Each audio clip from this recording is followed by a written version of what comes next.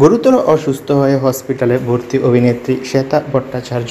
কী হয়েছে তার বিস্তারিত জানতে ভিডিওটি শেষ পর্যন্ত দেখুন। কোন গোপনে মন বেসেছে ধারাবাহিকে শ্যামলীর চরিত্রে শ্বেতার দুর্দান্ত অভিনয় ভীষণ পছন্দ করে বাংলার গৃহিণীরা। সঙ্গে অনিকেত আর শ্যামলীর অর্থাৎ রণজয় বিষ্ণু আর শ্বেতার অসাধারণ রসায়ন প্রশংসিত হচ্ছে দর্শকদের মাঝে। তবে শ্বেতা অভিনীত শ্যামলীর জীবনের মতোই ব্যক্তিগত জীবনে এসেছে একের পর এক জ্বর। সোহাগজল ধারাবাহিকটি শেষ হওয়ার পর রুবেল আর মায়ের অসুস্থতার কারণে অত্যন্ত কঠিন সময়ের মধ্য দিয়ে গেছেন অভিনেত্রী। এরপর গত বছর ডিসেম্বরে কোন গোপনে মন বেসেছে ধারাবাহিকের হাত ধরে পর্দায় কামব্যাক করেন শ্বেতা।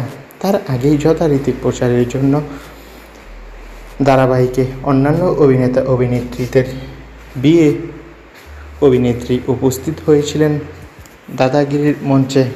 তবে গতকাল হঠাৎ করেই অসুস্থ হয়ে পড়েছেন শ্বেতা ভট্টাচার্য। অভিনেত্রীর ভীষণ জ্বর এসেছে, এই কারণে অভিনেত্রী কোন গোপনে মন বেসেছে ধারাবাহিকে কয়েকদিন শুটিং করতে পারবেন না।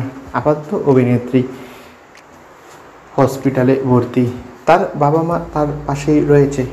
ভক্তরা খুবই চিন্তায়। তো বন্ধুরা, তোমরা সবাই তার জন্য দোয়া করো, সে যাতে সুস্থ হয়। আর আমাদের চ্যানেলটি সাবস্ক্রাইব করে রাখো। ধন্যবাদ।